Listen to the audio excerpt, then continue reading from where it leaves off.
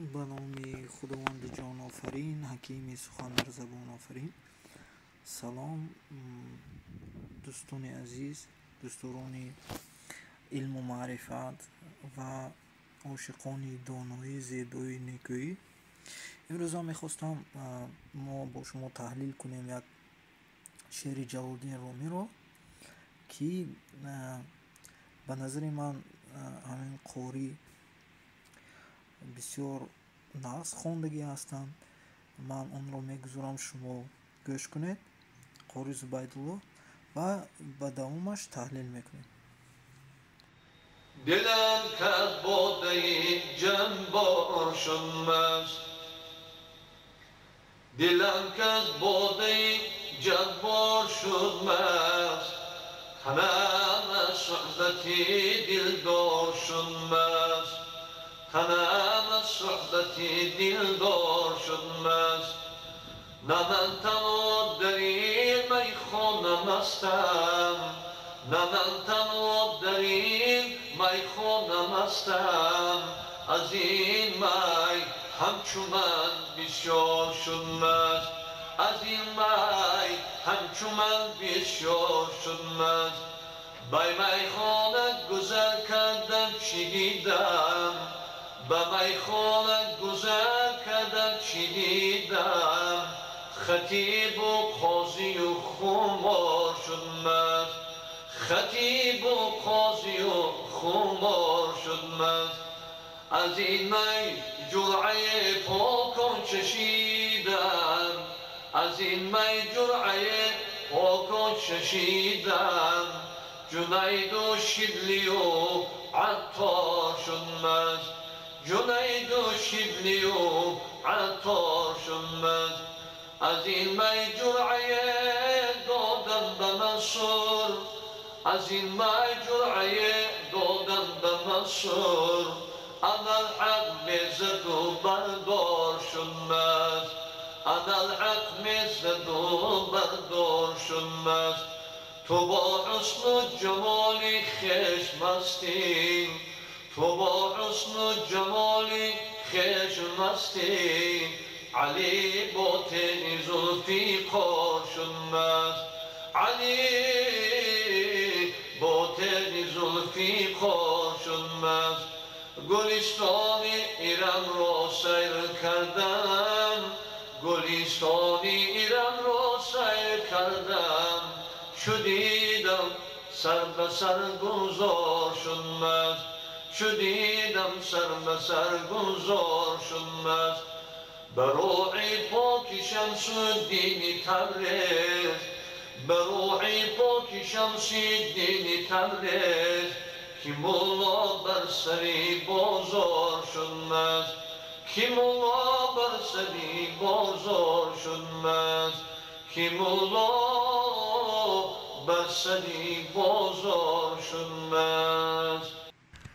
تحلیل: دلم که از باده جبار شد مست، تنم با صحبت دلدار شد مست. جبار یکی از نامهای خدا. اینجا به جلالدین میگویند دلم کز، یعنی که از باده جبار شد مست. اون باده که اون میه که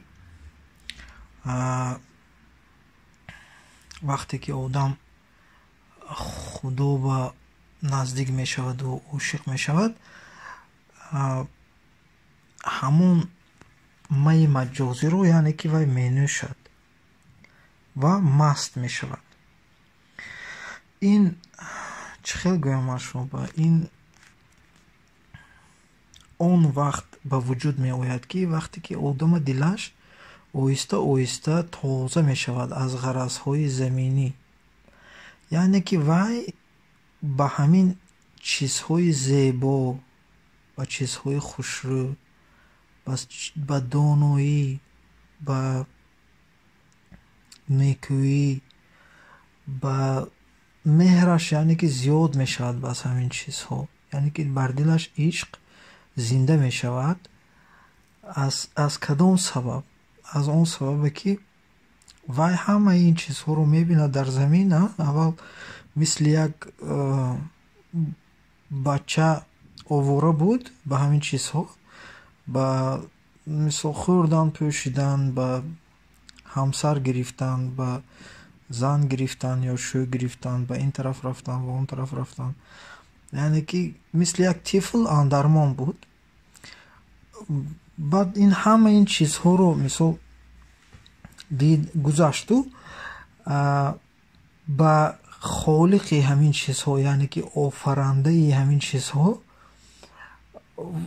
фаҳмид ки то кадом дараҷа ӯ зебо ҳаст, то кадом дараҷа ӯ доно ҳаст, то кадом дараҷа ӯ меҳрубон аст, ӯ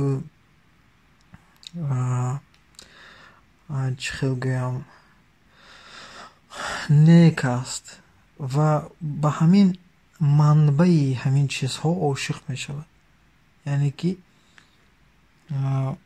ба офарандаи ҳамин чизҳо, ба он холиқе ки аз ҳама доно, аз ҳама зебо, аз ҳама некӯ. барои ҳамн мегӯяд Ҷалолиддин: дилам кас бодаи ҷаббор шуд маст. ҷаббор яке аз номҳои худованд. танам бо суҳбати дилдор шуд маст. яъне ки дилдор гуфта бисёри вақт худовандро мегуфтанд, барое ки мегӯянд, пештар мегуфтанд, ҳозир ин маънош яъне ки аз байн рафтагӣ. маънои асосии дилдор яъне ки дил ҳама вақт дар дасти худованд ҳаст. офаридаи барое ки офаридгори ҷону дил худованд ҳаст, барои ҳамон дилдор мегуфтанд. орифон, дар бораи орифон як навори дигар кардан дар кор. орифон гуфта одамои аҳли маърифатро мегӯянд. ҳамин дарвешу суфиёнро ориф мегӯянд. ва дар байни орифон дилдор ин худованд аст. масалан: дерест ки дилдор паёме нафиристод. яъне ки дерест ки дилдор паёме нафиристод, яъне ки хату номае аз вай нест. тамомаш. на ман танҳо дар ин майхона мастам. яъне ки на танҳо ман, Ҷалолиддин Румӣ худашро гуфта истодааст, дар ин майхона мастам. яъне ки дар байни ин ошиқо на танҳо ман мастам. аз ин май ҳамчун ман бисёр шуд маст. яъне ки аз ин майи маҷозӣ, майи ишқи худовандӣ ба мисли ман бисёр одамҳо маст шуданд. ва поёнтар ӯ мегӯяд кӣ маст шуд. ба майхона гузар кардам, чӯ дидам. анку майхона инҷа ҳамту ба маънои маҷозӣ, яъне ки он ҷое ки одамҳо, як чанд бор гуфта будам, майхона гуфта он ҷоро мегуфтанд ки суфиён, дарвешон ҷамъ мешуданд ва ба зикру ба ёди худо машғул буданд. аммо дар ин байт майхона майхонаи маҷозӣ аст. ба майхона гузар кардам, чӯ дидам, хатибу қозию хумор шуд маст. яъне ки ҳама маст шуд.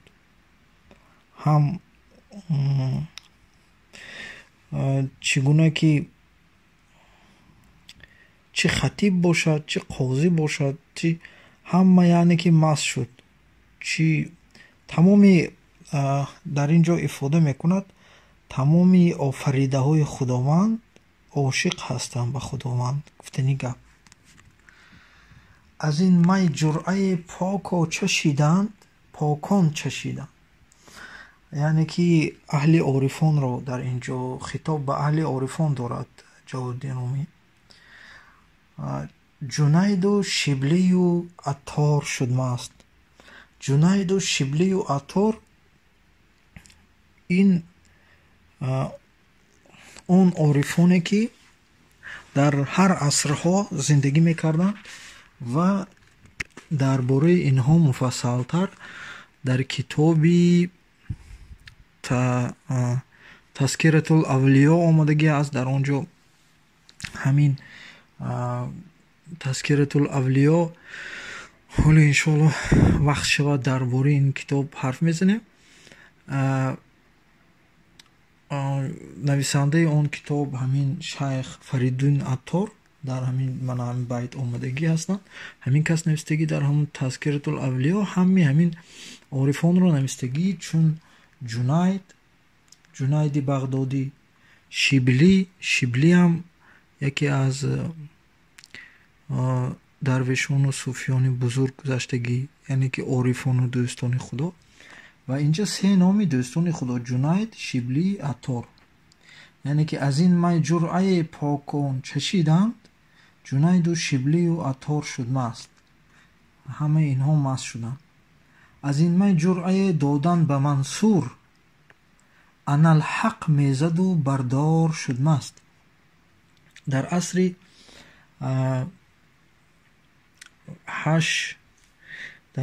8-9 ё камтар барвақттар бошад, Мансур гуфтагӣ як дӯсти худоям буданд, дар ҳамин давраи Аттор зиндагӣ кардагӣ. ин касам вақте ки ишқи худовандӣ дар дилашон ҷо шуд, аналҳақ мегуфтанд. аналҳақ яъне ки ман худам ҳақ ҳастам. ман он кас ки дар дилашон худованд пайдо шуд, оинаи дилашонро тоза кардан. чӣ хеле ки Ҷалолиддин Румӣ мегӯяд: аввал рухи оина ба сайқал бизудоед. яъне ки чӣ хеле ки оинаи дилашонро тоза карданд ва дар дилашон худованд пайдо шуд. чӣ хеле ки вай мегӯяд ба фикрам бедил: як дудам ҳангомаи ташвишу меҳру кина буд, ҳар чӣ дидем меҳмонии хонаи оина буд. яъне ки вақте ки одам дилаш соф мешавад, вай дар ҳама ҷо худоро мебинад. барои ҳамун дар ин ҷо бедил мегӯяд: ҳар чӣ дидем меҳмонии хонаи оина буд. ва Мансур ки дилашон тоза шуд, он кас аналҳақ мегуфтанд. аналҳақ. барои ҳамун дар ин ҷо Ҷалолиддин Румӣ мегӯяд: аналҳақ мезаду бардор шуд маст. ва подшоҳи ҳамонвақта ва қавми ҳамонвақта ва одамои ҳамонвақта зидди Мансур шуданд ва гуфтанд ки ин куфр аст, ман худо гуфта истодааст ва ин душмани худо аст гуфтану галлагӣ шуда он касро охири охирон ба дор кашиданд ва он кас қурбон шуданд. барои ҳамин дар ин ҷо Ҷалолиддин Румӣ гуфта истодааст: аз ин май ҷуръае додан ба Мансур, аналҳақ мезаду бардор шуд маст. яъне ки дар дор маст шудану мурдан. ин қисса дар Тазкиратул авлиё омадагӣ аст. метавонед аз он ҷо бихонед. ту бо ҳусну ҷамоли хеш мастӣ, Али бо теғи Зулфиқор шуд маст. яъне ки ту ба худат андармон ҳастӣ, ба ин дунё андармон ҳастӣ, ба тану тӯшату, ба либосату, ба духтарҳо, ба маникюру педикюру яъне ки ту бо ҳусну ҷамоли хеш мастӣ, Али бо теғи Зулфиқор шуд маст. яъне ки Али бо ишқи худовандӣ маст шуд. анкун теғи Зулфиқор гуфта, инҷа ҳамун шамшери дудамае ки доштанд, Зулфиқор ном дошт, ҳамунро гуфта истоданд. яъне ки маънош бо бандагии худо маст шудан. гулистони Ирамро сайр кардам, чу дидам сарба сар гулзор шуд маст. гулистони Ирам гуфта ин боғи ҷаннатро мегӯянд.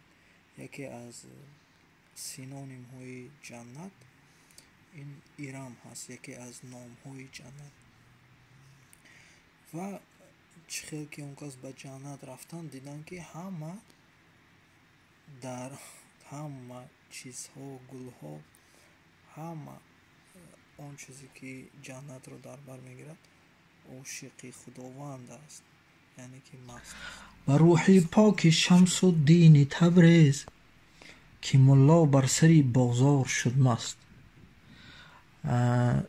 бо дар ин ҷо худованд Ҷалолиддин Румӣ Шамсиддини Табрезиро ба вай меоранд ба ёд ва чӣ хеле ки ин ҷо аз ин байт мо мефаҳмем ки он кас номи худашонро дар поёни байт наовардану номи Шамсиддинро ёд карданд, ҳамчун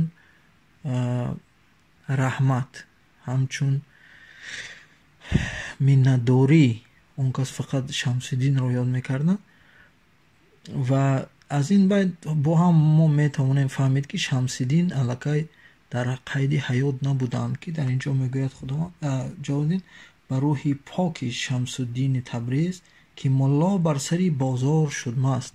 ин байташам аз ин шеър аз Ҷалолиддин Румӣ буданро тасдиқ мекунад, ки дар ин байташ Ҷалолиддин Румӣ худашонро мегӯянд ки як қиссае буд ки Ҷалолиддин Румӣ рӯзе дар бозор мерафтанд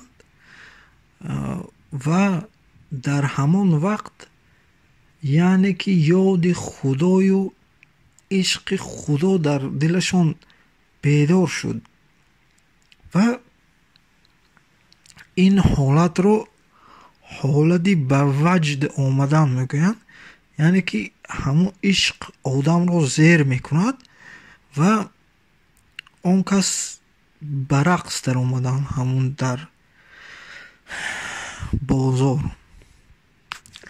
ва дар ин ҷо ана ҳамон ҳолро ана ҳамон ҳодисаро дар ин ҷо гуфта истодаанд ки ба рӯҳи поки Шамсуддини Табрез ки мулло бар сари бозор шуд маст.